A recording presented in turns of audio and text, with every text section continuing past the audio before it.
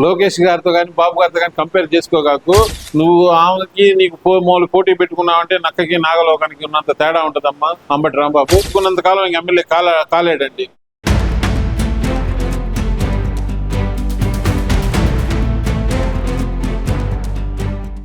అని పిలవమని చెప్పి అడుగుతున్నా లక్ష్మీ పార్వతి లోకేష్ గారిని. ఏంటంటారు ఇదంతా? ఏ ఉద్దేశంతో అమ్మమ్మ అని పిలవాలి నువ్వు?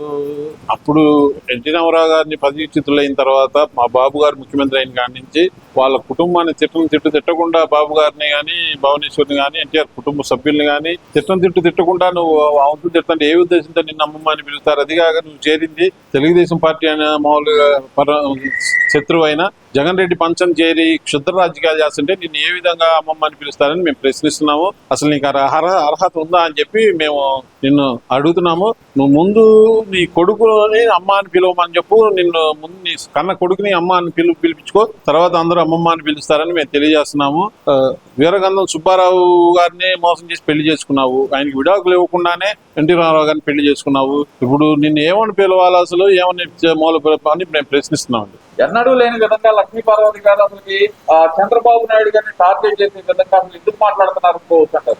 ఏం లేదండి, జనాల్లో బాబు గారిని పలసం చేయడానికి, అతన్ని విలువను తగ్గించడానికి జగన్ రెడ్డి ఇలాంటి క్షుద్ర చేతులన్నింటినీ వదులుతున్నాడండి. ఇప్పుడు ఒక్కొక్కరు ఎంటర్ అవుతున్నారు. బాబు తెలుగుదేశం పార్టీని, కూటమి ప్రభుత్వాన్ని బదనాం చేయడానికి ఇలాంటి వాళ్ళందరూ వినియోగిస్తున్నాడు జగన్ రెడ్డి. ఇప్పుడు సొంత చెల్లిని అక్కకి, సొంత చెల్లికి అమ్మకి న్యాయం చేయనోడు ఇలాంటి వాళ్ళకి ఏం న్యాయం చేస్తాడని జగన్ రెడ్డిని మేము ప్రశ్నిస్తున్నాము.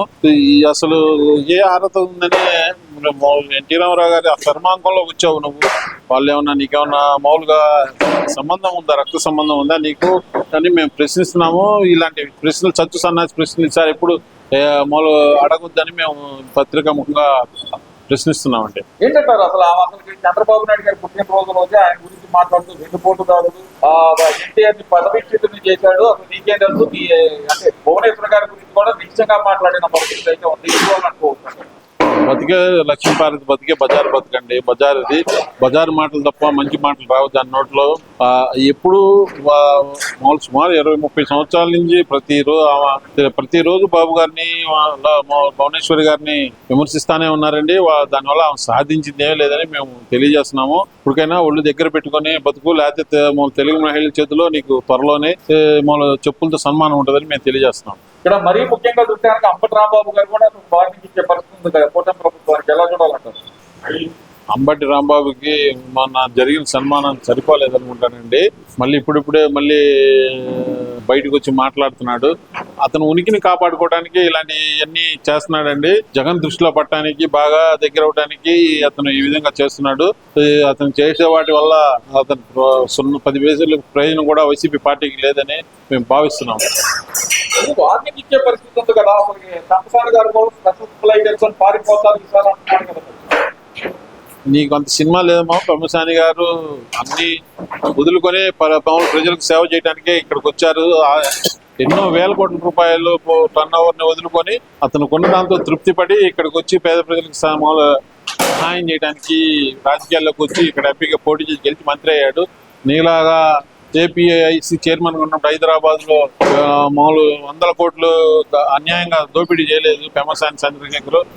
ఇట్లా అక్రమంగా అపార్ట్మెంట్లు కట్టి పేద ప్రజలకు, మామూలు అమాయక ప్రజలకు అంటగట్టి కోట్ల రూపాయలు వెనకేసుకోలేదు చంద్రశేఖర్ గారు. అతని సొంత మేధస్సుతో అతను హైదరాబాద్ లో తన మేధస్సుతో తన వ్యాపార సామ్రాజ్యాన్ని నిర్మించుకొని ఇప్పుడు పేద ప్రజలకు సహాయం చేయడానికి మన గుంటూరు వచ్చి ఎంపీగా నిలబడి మంత్రివర్గులు అయ్యారు.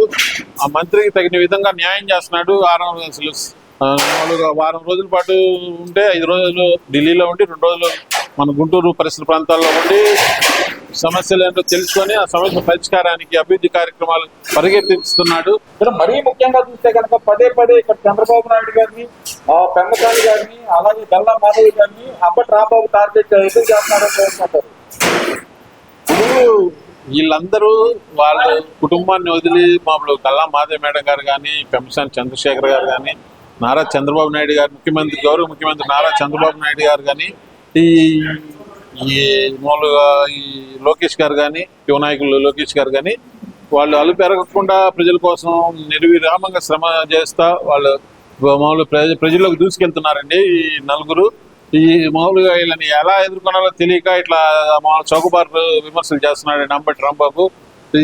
ఇప్పుడు ఇప్పుడు గల్లా మాధవి మేడం గారికి ఏ విధంగా పొలిట్ బ్యూరో ఇచ్చారు, కొత్త ఎమ్మెల్యే అయింది 2 సంవత్సరాలకి పొలిట్ బ్యూరోకి తీసుకుంటారా అని చెప్పి ప్రశ్నిస్తున్నాడు. నువ్వు రా, మా గల్లా మాధవి మేడం గారు ఎంత కష్టపడతారో, మామూలుగా ప్రజల్లో ఎంత మమ్మకం అవుతారు, ఆరోగ్యం సరిగా లేకపోయినా జ్వరం వచ్చినా కానీ ప్రజల కోసం తాపత్రయపడి మామూలుగా సేవ చేసిన సందర్భాలు మేము కల్లారా చూసిన సందర్భాలు ఉన్నాయి. నువ్వు ఆమెకి నీకు మామూలు పోటీ పెట్టుకున్నావంటే నక్కకి నాగలోకానికి ఉన్నంత తేడా ఉంటుందమ్మా అంబటి రాంబాబు. నువ్వు ఎప్పుడు మా గల్లా మాధవి మేడం గారితో కానీ, చంద్రశేఖర్ గారితో కానీ, లోకేష్ గారితో కానీ, బాబు గారితో కానీ కంపేర్ చేసుకోగాకు. నీకల్లా మా కార్పొరేటర్లు చాలు, ఒక్క కార్పొరేటర్ చాలు నీకు దమ్ముంటే ఈసారి మా నాయకుల మీద కార్పొరేటర్ గా పోటీ చేయి, గెలువు, అప్పుడు మాట్లాడు. మేము అప్పుడు నువ్వేం చెప్పినా మేము ఒప్పుకుంటామని తెలియజేస్తాం. ఎమ్మెల్యేగా గడవాలంటారు. అతను జన్మలో అతను బతికున్నంత కాలం ఎమ్మెల్యే కాలేడండి. అది మా సవాలని మేము తెలియజేస్తున్నాం. ఎక్కడ ఆయన వస్తానంటున్నాడు కదా, నేను వస్తాను, ఒక్కొక్కరు అందు చేస్తాను, అందు చూస్తాను, సినిమా చూపిస్తాను ఒక్కొక్కరు అంటున్నాడు కదా. ఇలాంటి మా సంధి ప్రలాపనలు మేము చాలా చూసామండి. పార్టీ 40 సంవత్సరాల్లో ఇలాంటి వాళ్ళని ఎంతో మందిని చూసింది. ఇలాంటి వాళ్ళు అసలు పార్టీ పట్టించుకోదు, ఇలాంటి వాళ్ళు అంటే లెక్క కూడా చేయదండి. చివరిగా ఒక ప్రశ్న, మరి అలాగే చూస్తే కనుక ఈ మధ్య కాలంలో జగన్మోహన్ రెడ్డి గారు వార్నింగ్ అయితే బాగానే వేస్తున్నారు. దానికి తగినట్టే ఇక్కడ అంబటి రాంబాబు గారు 12 గంటలు ఏంటంటారు దాని గురించి? అసలు నువ్వేం చేసావు జగన్ రెడ్డి? ప్రజల కోసం ఈ 2 సంవత్సరాల్లో ప్రతిపక్ష నాయకుడి పాత్ర నువ్వు పోషించావా అని మేము ప్రశ్నిస్తున్నాము. అసలు నువ్వు ఏ విధంగా మా నాయకుడిని ఏ అర్హత ఉంది? నువ్వు ఆఫ్టర్ ఎమ్మెల్యే ఒక నియోజకవర్గంలో ఉండి మామూలుగా నీ నియోజకవర్గానికి నిధులు కావాలంటే అడుగు, అంతేగాని పిచ్చి పిచ్చిగా ప్రశ్నిస్తాను అది చేస్తాను అంత ముందంటే అమాయకంగా ఒక అవకాశం అని నువ్వు మీ చెల్లి రోడ్డు మీద పడి అడుక్కున్న వాళ్ళు అమాయకంగా రాజశేఖర రెడ్డి గారి మొహం చూసి నీకు ఒకసారి అవకాశం ఇచ్చారు. ఈసారి ఎట్టి పరిస్థితుల్లో నువ్వు పాదయాత్ర కాదు పొర్లు దండాల యాత్ర చేసినా కానీ నీకు అవకాశం, ప్రజలు ఎవరు నీ స్వభావము, నీ ఫ్యాక్షన్ బుద్ధు, నీ కుళ్ళు స్వభావం అంతా ప్రజలు గమనించారు. ఈసారి నీకు 11లో 5 కూడా రావని మేము భావిస్తున్నామండి. ఈ వీడియో నచ్చితే లైక్ చేయండి. అలాగే మా ఛానల్ ని ఫస్ట్ టైం కనుక చూస్తున్నట్టయితే ఇప్పుడే సబ్స్క్రైబ్ చేసుకుని పక్కనే ఉన్న గంట సింబల్ ని యాక్టివేట్ చేసుకోండి. అప్పుడే మేము పెట్టే ప్రతి వీడియో మీకు నోటిఫికేషన్ గా వస్తుంది. అలాగే ఈ వీడియో పూర్తిగా చూసినందుకు ధన్యవాదాలు.